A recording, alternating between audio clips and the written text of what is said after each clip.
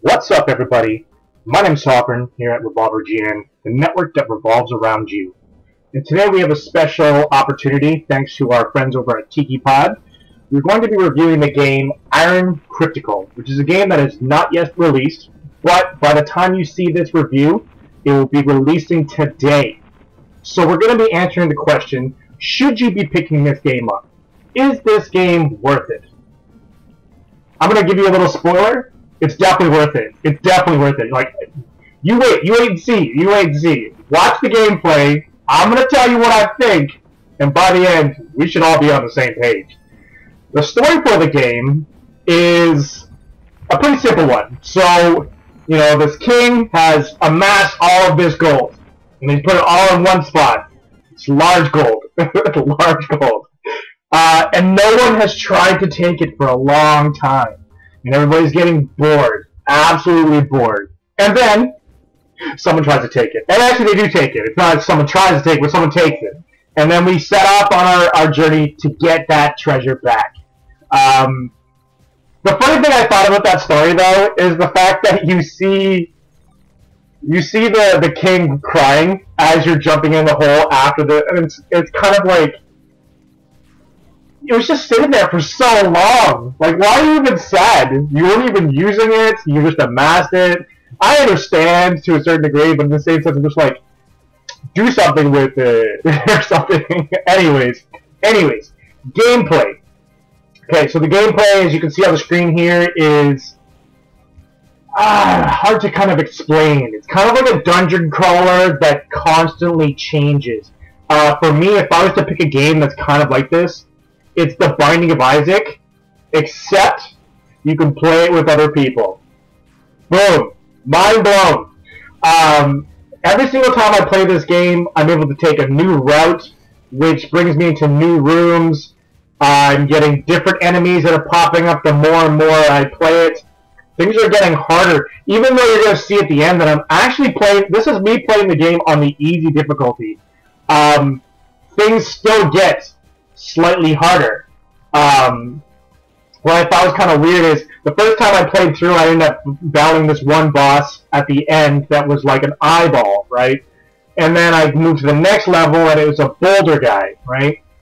And then you're gonna see me actually fight in this playthrough through a guy that like floats around and has a laser that kind of moves around, and he drops these crystals. So for me, that's progressively getting harder, right? The next playthrough, which you're not going to see, I'm playing against that third boss right off the get-go. That's the first boss I get to go against. So the game is progressively getting harder and kind of teaching you to get better and better and better and further, right?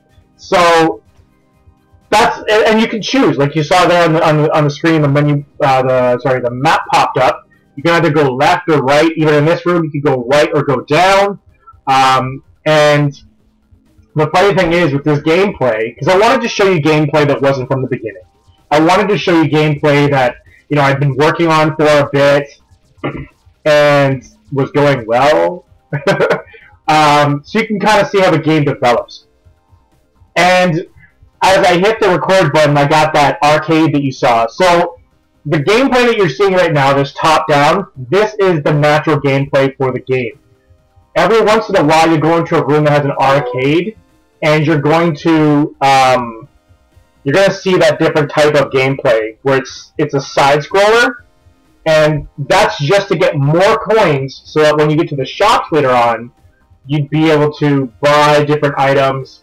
And even during this gameplay, you're gonna find that I'm just gonna buy straight hearts because I just want to stay alive. Even though I could have bought, you're actually gonna see me even hesitate.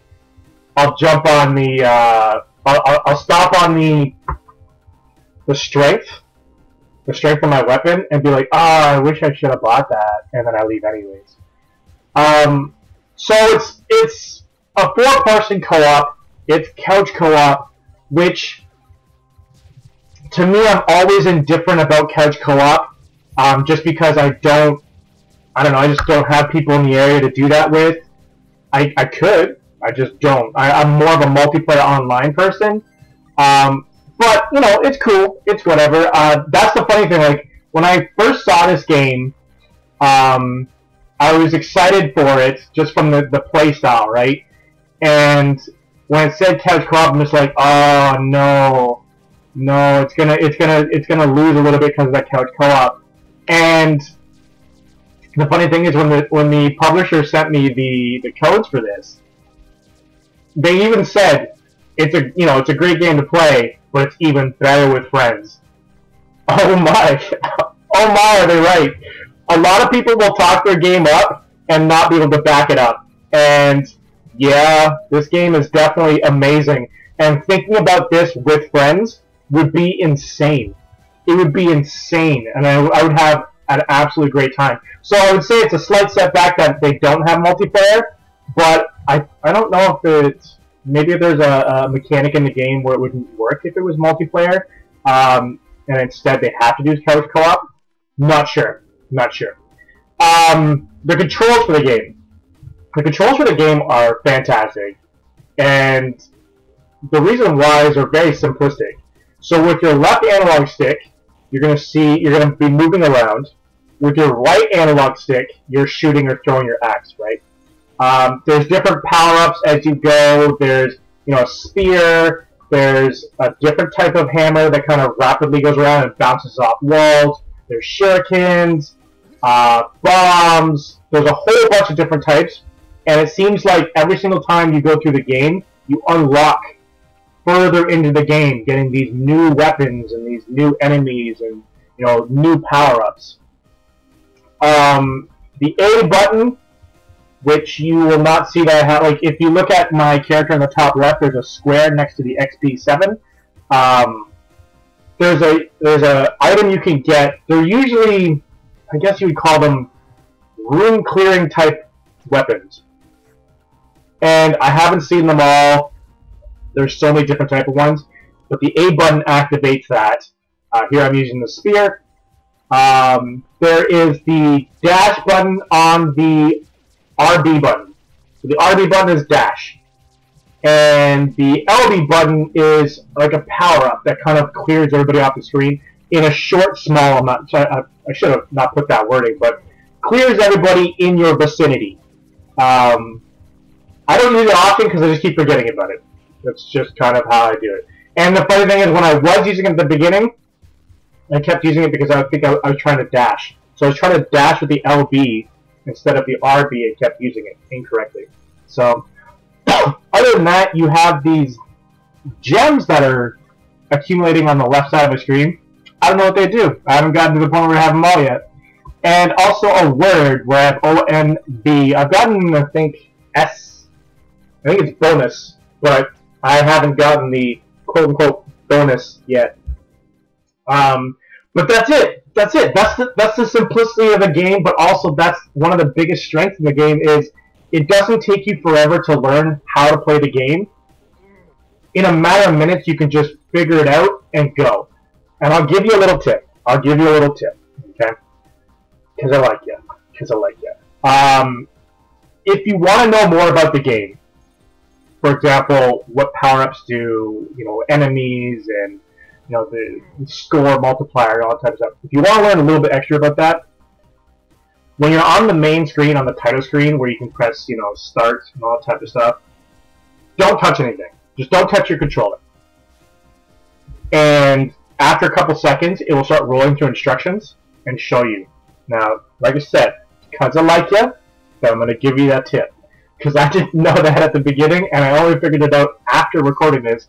I put my controller down, and I was getting set up to actually record this commentary, and I started rolling through the instructions. I'm like, oh, that would be nice to know. I didn't know that stuff. Like, I learned that stuff through the game. Like I said, it's not a difficult game. You're going to learn that stuff on the fly anyways. But if you want a little bit of a head start, you can go ahead and grab that. Graphics. Very easy to see what the graphics are since you're looking at the gameplay. It's very retro-esque, and I absolutely love it. Very simple, but little polish in it. That kind of it's like a little bit beyond what, well, here's me buying all the hearts. I could have bought that sword at the top, which would have made me stronger for the next boss. But no. And that cat shopkeep is absolutely adorable. Absolutely adorable. Defeat Gnasher. Okay, this is where I get my ass handed to me.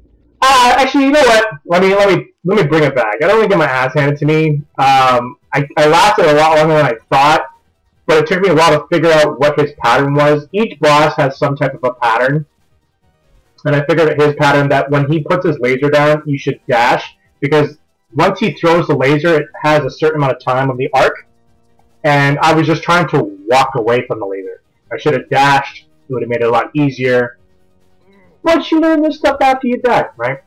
Audio for the game also matches with that retro aspect of the game and fits perfectly. There's not much I can say about it. It's not like you're gonna the audio is not gonna take you away from the game. It just supports the game nicely. So overall, that brings me down to my rating. My rating for this game is a 10 out of 10. Now, to be completely honest with you, technically it's 9 out of 10 because I'm not able to play the couch co-op. However, I know if I was playing couch co-op, easy 10 out of 10. So I'm just going to put it as a 10 out of 10 because I know people are going to play this couch co-op. I know you guys are going to have fun with this game. So the answer that was put at the top of this video. Should you buy this game? Yes, yes, 1,000 times yes, yes, and a little bit more of yes. Definitely pick this game up. It's definitely worth it. Definitely worth it. I haven't seen a game this fun in a while. Trust me, I am not talking this game up. I am not talking this game up. It is fantastic. So definitely pick it up. That's it from me. Remember, game responsibly, game with a buddy. See ya!